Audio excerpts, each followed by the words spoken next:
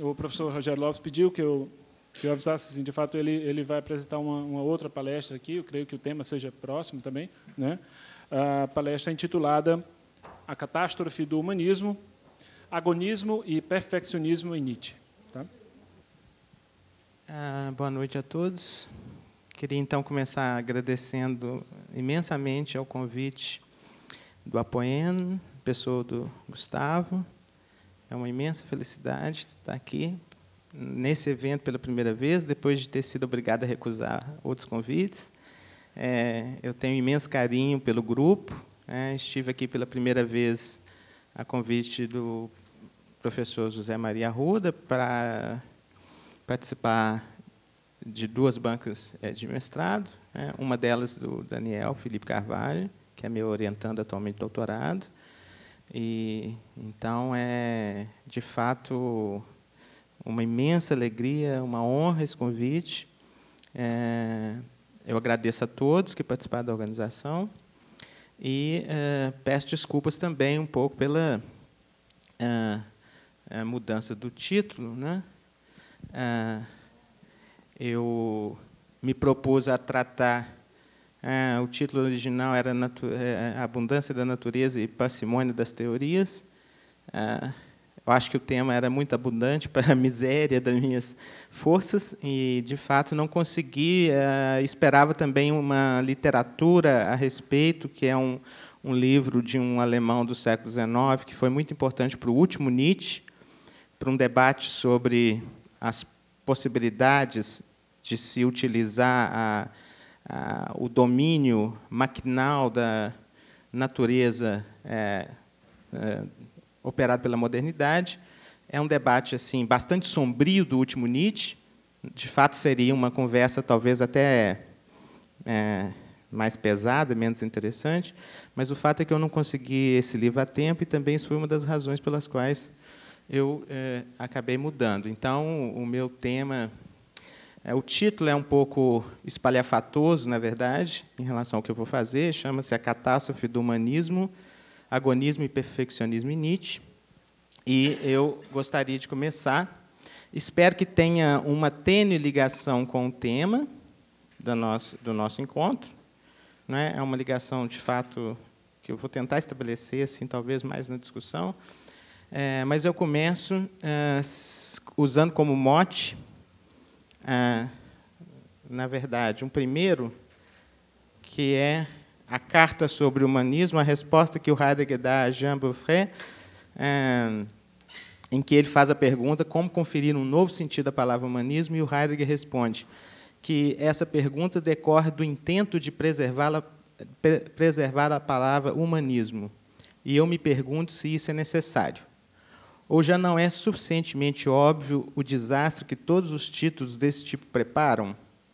Sua pergunta não apenas pressupõe que a palavra humanismo deve ser mantida, mas também contém a admissão de que essa palavra perdeu seu sentido. E o meu segundo mote é do próprio Nietzsche. É o primeiro parágrafo e uma parte do segundo parágrafo de um texto pequeno que Nietzsche escreveu, chamado Disputa de Homero, dedicada a Cosima Wagner, e que se encontra publicado em português pela tradução do Pedro Sussekin. 5 prefácios para 5 livros não escritos. E o Nietzsche começa nos seguintes termos. Quando se fala em humanidade, a noção fundamental é de algo que separa e distingue o homem da natureza. Mas uma tal separação não existe na realidade. As qualidades naturais e as propriamente chamadas humanas cresceram conjuntamente.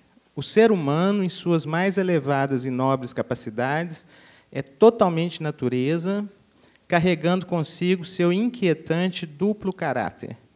As capacidades terríveis do homem, consideradas desumanas, talvez constituam o solo frutífero de onde pode brotar toda a humanidade em ímpetos, feitos e obras.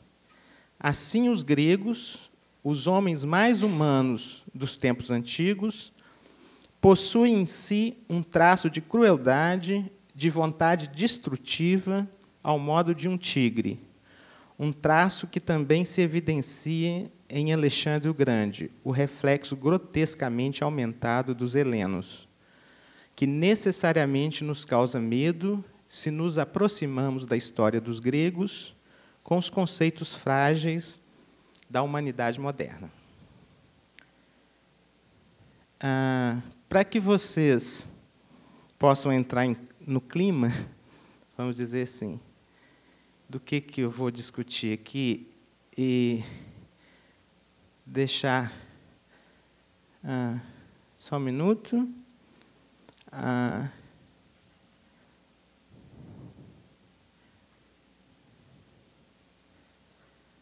Deixar de lado qualquer veleidade de que Nietzsche esteja apenas exagerando literariamente esse lado sombrio ao qual ele se refere em relação ao fenômeno humano. Eu vou citar, pedir licença para fazer uma outra citação que também vale como mote, que é uma citação retirada também de um outro desses 5 prefácios, que é do Estado grego. O Nietzsche diz assim: para que haja um solo mais largo, profundo e fértil, onde a arte se desenvolva, a imensa maioria tem que se submeter como escrava ao serviço de uma minoria, ultrapassando a medida das necessidades individuais e dos esforços inevitáveis pela vida. É sobre suas despesas, por seu trabalho extra, que aquela classe privilegiada deve ver-se liberada da luta pela existência, para então gerar e satisfazer um novo mundo de necessidades. A partir do que foi dito, temos que consentir em apresentar, como eco de uma verdade cruel, o fato de que a escravidão pertence à essência de uma cultura. De certo, com essa verdade, não resta dúvida sobre o valor da existência. Ela é o abutre que rói o fígado do pioneiro prometeico da cultura. A miséria dos homens que vivem penosamente ainda tem que ser aumentada para possibilitar a um número ilimitado de homens olímpicos a produção de um mundo artístico. Fim de citação. Então, é a partir desse enquadramento sombrio, né, digamos assim, que eu vou fazer a discussão aqui um pouco mais careta e conservadora do meu texto, que é uma tentativa de ver o que gera essas conclusões que nos causam um certo asco hoje, do ponto de vista da nossa sensibilidade moral, que eu acho justificado. Se vocês podem entender essa minha intervenção aqui como um acerto de contas com Nietzsche, de um rapaz de esquerda, de origem cristã. Então, vamos lá. O pano de fundo, a partir do qual eu começo essa conversa, é uma interpretação, é um debate recente, que se iniciou na década de 90, que é a reação do Stanley Cavell e depois um de seus, talvez, alunos, eu não sei ao certo, o James Conan, acerca do significado do perfeccionismo na obra do Nietzsche como uma resposta à leitura proposta pelo John Rawls numa Teoria da Justiça, em 1971, na qual Nietzsche é identificado como o mais extremo proponente do perfeccionismo como uma posição elitista em teoria política.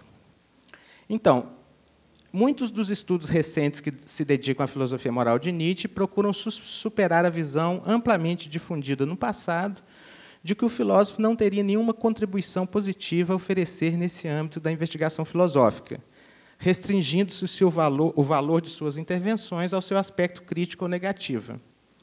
Uma estratégia para identificar o conteúdo positivo das intervenções de Nietzsche no âmbito prático tem consistido em limitar suas críticas aos componentes descritivos e normativos das principais teorias morais modernas, no caso, a deontologia kantiana e o consequencialismo de viés utilitarista. Essas teorias divergem sobre muitos aspectos, mas elas têm em comum o fato de serem teorias imperativas. Nesse sentido, elas se opõem à estratégia dos filósofos antigos, que procuram extrair a normatividade de certas regras de justiça a partir de uma estratégia atrativa relacionada a uma concepção de bem. Esse é um movimento feito por muitos filósofos morais modernos, que retornam a um modelo antigo de filosofia moral, principalmente aristotélico, a partir dessa inversão de prioridade conceitual entre o justo e o bem. Segundo esses autores, a noção de vida boa teria um primado conceitual em relação às noções de justiça ou dever moral.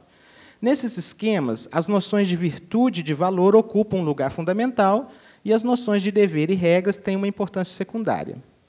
Segundo alguns estudiosos, Nietzsche teria antecipado parcialmente essa tendência contemporânea ao deslocar o interesse da reflexão moral, ética, da questão dos deveres para a questão da vida boa ou admirável.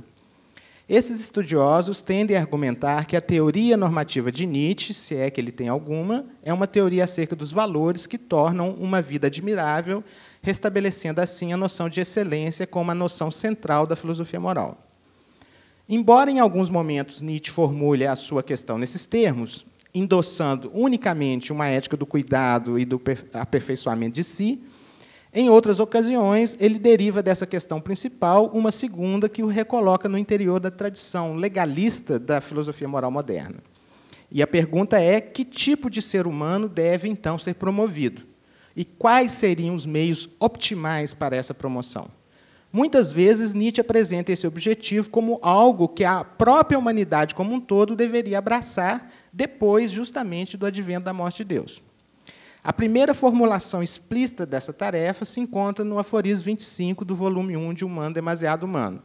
Eu cito Nietzsche: após o fim da crença de que um Deus dirige os destinos do mundo, e não obstante as aparentes sinuosidades no caminho da humanidade, a conduz magnificamente à sua meta, os próprios homens devem estabelecer para si objetivos ecumênicos, que abranjam a Terra inteira. Fim de citação.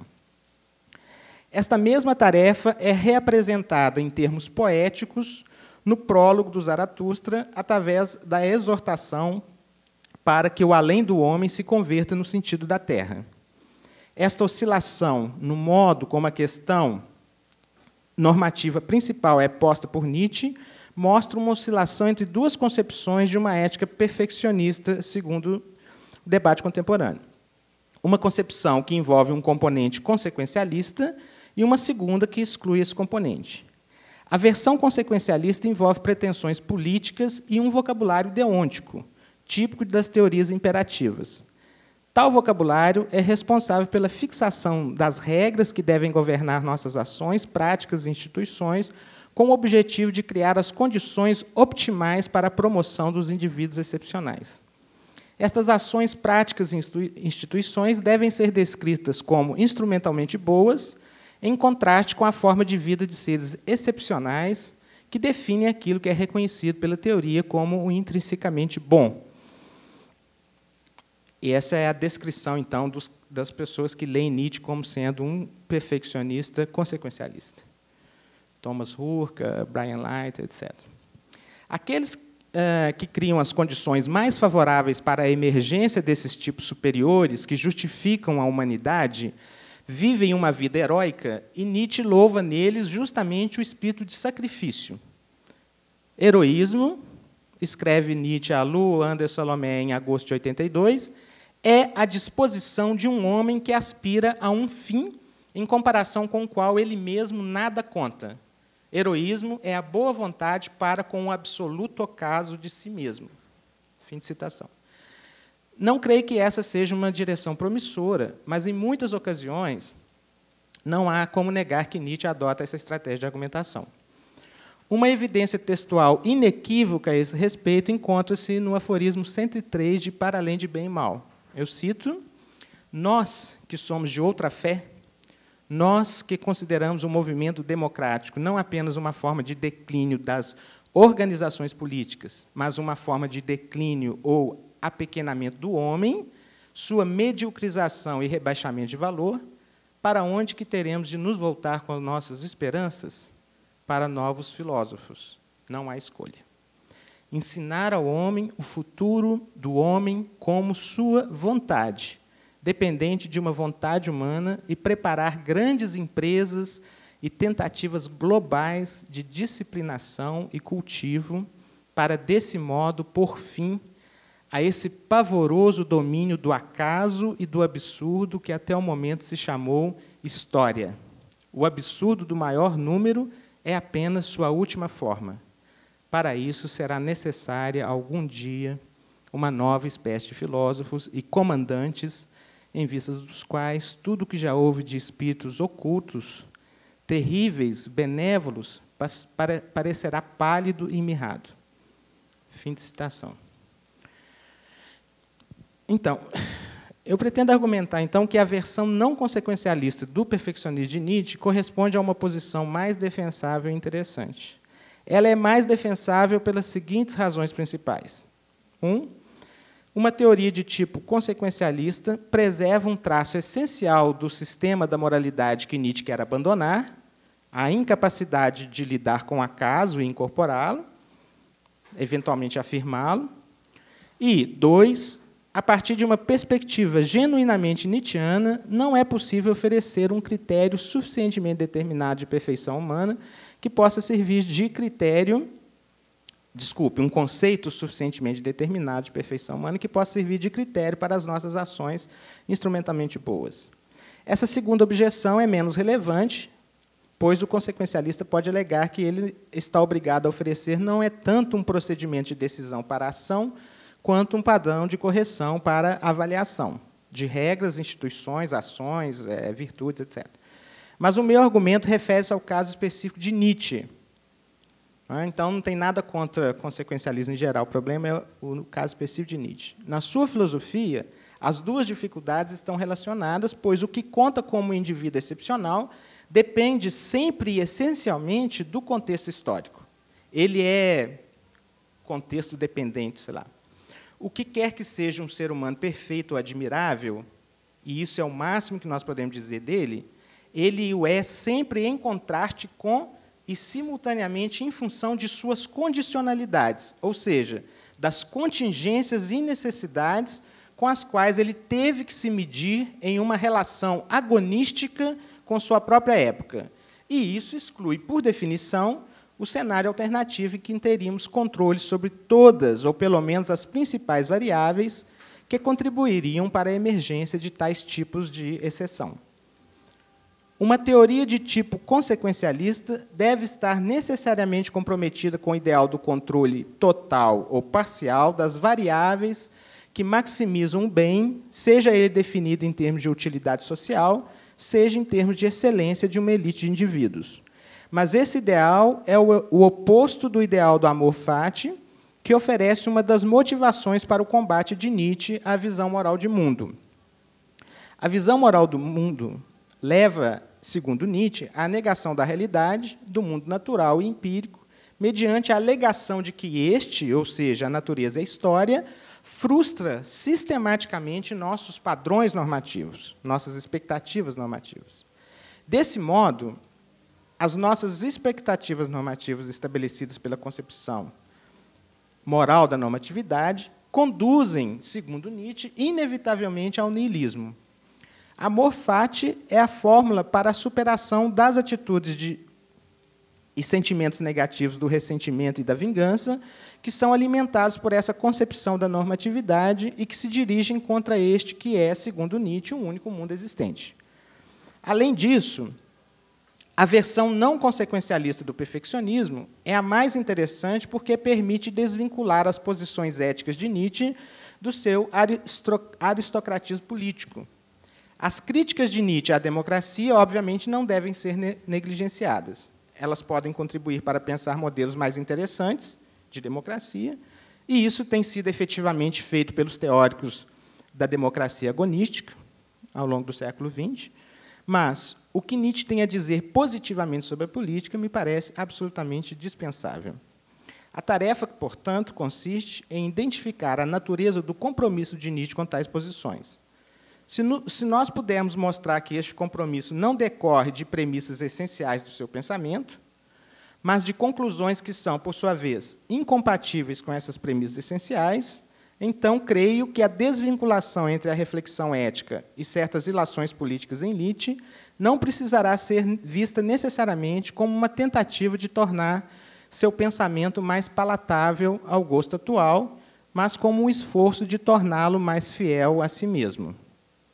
James Conant, em um artigo de 2001, intitulado precisamente O Perfeccionismo de Nietzsche, tentou uma segunda via que me parece destinada ao fracasso: negar pura e simplesmente que Nietzsche tenha vinculado seu compromisso com o perfeccionismo a teses políticas elitistas. Nietzsche associou sua ética perfeccionista à defesa de uma concepção política antimoderna, socialmente hierarquizante, profundamente anti-igualitária e que está em contradição com parte substancial daquilo que constitui nossos juízos morais ponderados, para usar uma expressão do John Rawls. Mas é simplesmente aquelas convicções das quais nós não queremos abrir mão contemporaneamente. Eu imagino que todo auditório tem algumas delas. Depois a gente pode discutir isso. A abertura do aforismo 257, para além de bem e mal, é de uma clareza ímpar a esse respeito. Eu cito Nietzsche. Toda elevação do tipo homem foi, até o momento, obra de uma sociedade aristocrática, e assim será sempre. De uma sociedade que acredita numa longa escala de hierarquias e diferenças de valor entre um e outro homem, e que necessita da escravidão em algum sentido. Sem o patos da distância, tal como nasce da entranhada diferença entre as classes, do constante olhar altivo da casta dominante sobre os súditos e instrumentos, e do seu igualmente constante exercício em obedecer e comandar, manter abaixo e ao longe, não poderia nascer aquele outro patos ainda mais misterioso: o desejo de sempre aumentar a distância no interior da própria alma, a elaboração de estados sempre mais elevados, mais raros, remotos, abrangentes. Em suma, a elevação do tipo homem, a contínua autossuperação do homem, para usar uma fórmula moral, num sentido extramoral. Por que o sentido extramoral? O início do aforismo deixa bastante explícito, né? Nietzsche está dizendo que o perfeccionismo moral pressupõe uma derivação política, né? Se esta derivação política da tese perfeccionista nos causa desconforto, eu particularmente a considero intolerável, então o melhor caminho não é negá-la, mas negar que Nietzsche tenha feito essa derivação. Mas investigar se Nietzsche, a partir de suas premissas filosóficas mais fundamentais, ou pelo menos mais interessantes, enfim, estava obrigado, ou mesmo autorizado, a estabelecer essa derivação. No meu entendimento, James Conant se equivoca, portanto, em relação ao que deve ser a tarefa de um leitor de Nietzsche interessado naquilo que ele tem a dizer sobre o perfeccionismo. O esforço de mostrar, contra todas as evidências disponíveis na obra de Nietzsche, que o filósofo não estabeleceu qualquer vínculo entre seu perfeccionismo e sua concepção política, que tem implicações para nós inaceitáveis, produz uma leitura que é vulnerável ao que Domênico Losurdo chamou recentemente de hermenêutica da inocência, e que, segundo ele, Losurdo, seria um complô internacional envolvendo editores, tradutores e intérpretes de Nietzsche para torná-lo palatável à sensibilidade liberal, ignorando sistematicamente ou mesmo ocultando propositalmente os aspectos escandalosos de suas posições políticas. A tese de uma conspiração internacional para inocentar Nietzsche pode bem ser fruto dessa mente aprisionada às trincheiras da guerra ideológica que dominou a Europa no século XX. Mas o constante acolhimento de Nietzsche por um segmento considerável daqueles que se identificam com os ideais políticos da esquerda não deixa de causar alguma perplexidade. Recentemente, na tentativa de responder a essa perplexidade, o historiador da arte e pensador marxista Malcolm Bull, em uma conferência intitulada Ecologia Negativa de Nietzsche, sugeriu que a única alternativa para escaparmos ao fascínio exercido pelo filósofo seria a adoção de uma estratégia de leitura que ele denomina de reading like a loser, né? Ler como um perdedor, e que propõe uma atitude inversa àquela que, segundo Conan, a tradição literária perfeccionista naturalmente nos convida. Esta estratégia não envolve uma atitude de suspeita ou ceticismo em relação às teses ou argumentos de um texto, não é, o reading like a loser, mas implica em aceitar as suas conclusões e dirigi-las contra nós mesmos. Bow sugere que adotemos a perspectiva dos fracos, dos impotentes, dos doentes, dos escravos, dos filisteus, dos animais de rebanho, como forma de evitar o efeito de identificação provocado pela leitura de Nietzsche, que é, simultaneamente, um efeito de potencialização de nós mesmos na medida em que nos identificamos com os senhores, com ou sem razão, com aqueles que são capazes de desenvolver e aperfeiçoar indefinidamente sua própria humanidade em direção ao além do homem. Nós deveríamos fazer o caminho inverso, sugere Bow, que é o caminho de retorno ao subhumano.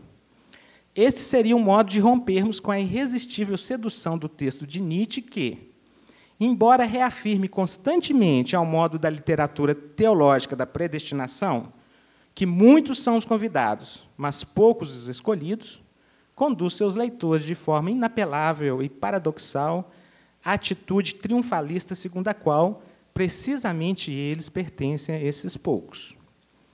Bow nos convida a adotar a perspectiva do último homem e a ler Nietzsche na contramão da literatura perfeccionista. Tentarei sugerir, na sequência, uma solução intermediária entre a de Bow e a de Conan. O objetivo, portanto, não é mostrar que Nietzsche não derivou consequências políticas de sua ética perfeccionista, mas tentar argumentar que essa derivação contraria compromissos importantes de Nietzsche. O que precisamos, inicialmente, é de um diagnóstico do que leva Nietzsche a essa derivação. Creio que ela é, pelo menos em parte, gerada pelas distintas motivações que orientam a crítica de Nietzsche à moralidade no sentido estrito ou pejorativo, o que ele chama moral hegemônica do Ocidente. Como argumentou de forma convincente e esclarecedora Paul van Tongeren, se entendemos moral no sentido amplo e formal de uma ordenação hierárquica de determinada forma de vida, ou seja, como uma intervenção tirânica, formadora e conformadora, que opera mediante a exclusão de certos impulsos e a promoção de outros, enquanto uma tendência ou exigência da própria vida, então a posição imoralista reivindicada por Nietzsche não pode ser ela mesma entendida como uma posição que recusa moral nessa acepção ampla. Mas, por moral, Nietzsche muitas vezes entende simplesmente a moral hegemônica no Ocidente cristão, que se deixa individualizar enquanto sistema pelos seguintes traços: incondicionalidade de suas exigências, universalidade de suas pretensões, dualismo metafísico mobilizado implícita ou explicitamente na estratégia de fundamentação das pretensões, pela parcialidade de seu juízo de valor, que são expressão dos impulsos gregários e exclusão dos impulsos agressivos, e estão a serviço da conservação do homem mediano, pela obsessão em eliminar o sofrimento como a grande objeção à existência. Como afirma van Tongeren, ocasionalmente o próprio Nietzsche se submete a essa absolutização de uma moral, justamente a moral hegemônica, no Ocidente, na medida em que ele identifica sua crítica a esta moral particular como uma crítica à moral em si. Mas devemos ter em mente que a sua crítica moral concerne exclusivamente, ao que ele entende por moral no sentido estrito ou pejorativo, e não ao que nós podemos chamar contemporaneamente normatividade prática em geral, sem o qual nenhuma vida é possível. O ponto importante que eu gostaria de enfatizar é que essa crítica de Nietzsche, em Nietzsche, tem motivações distintas, e que essas distintas motivações é que são responsáveis pela tensão ou oscilação a que me referi, permitindo a derivação política de um compromisso originalmente não político. Na sequência, meu objetivo é apresentar essa diversidade de motivações como forma de chegar a um diagnóstico do que leva Nietzsche a introduzir um componente consequencialista em sua ética perfeccionista.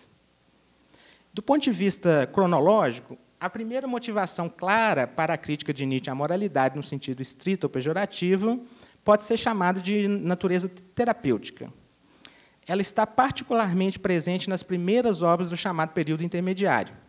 Nesse momento, Nietzsche parece sugerir que o sistema de conceitos e o conjunto de afetos que organizam a noção pejorativa de moralidade surgem e se fixam em função de erros intelectuais que foram, contudo, cruciais para a transição do homem do estado de animalidade para o estado de humanização.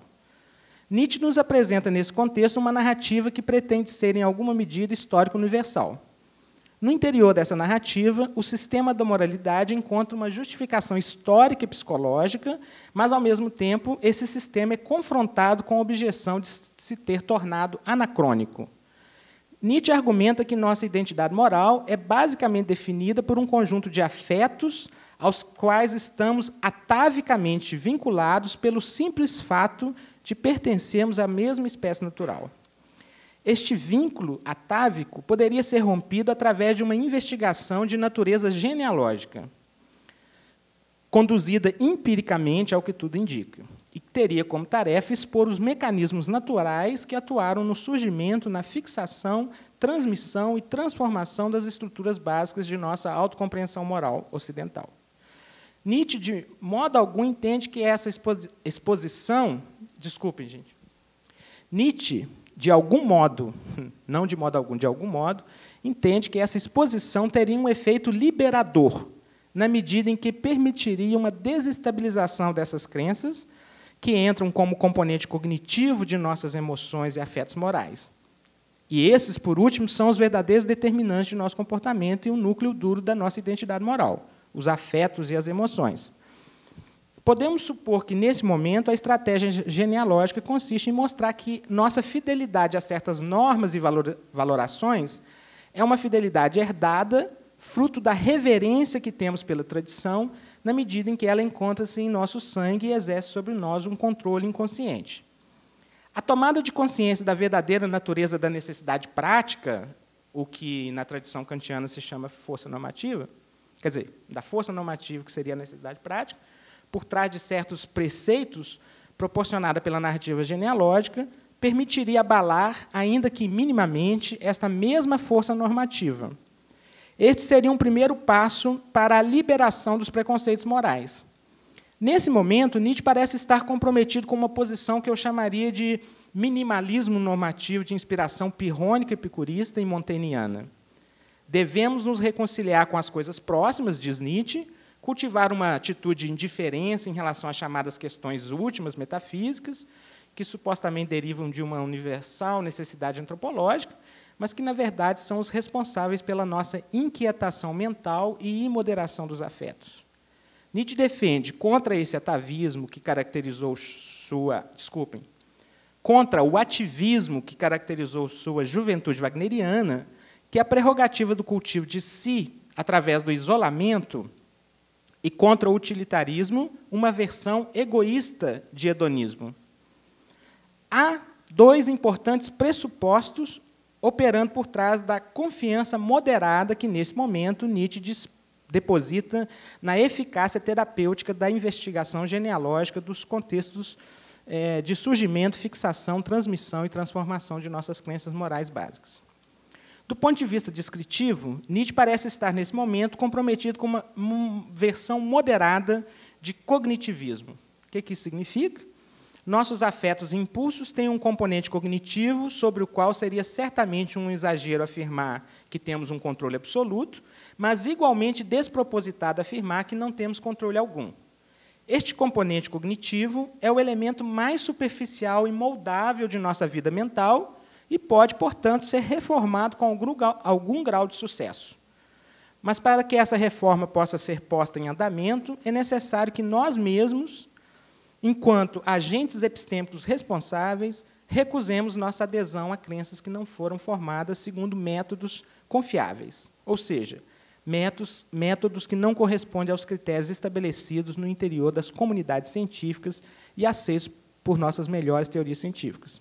Ou seja, é preciso que já tenhamos previamente cultivado o que poderíamos chamar de virtudes epistêmicas.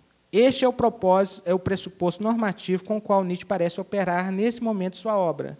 E, com isso, chegamos à sua segunda motivação, da crítica à moralidade.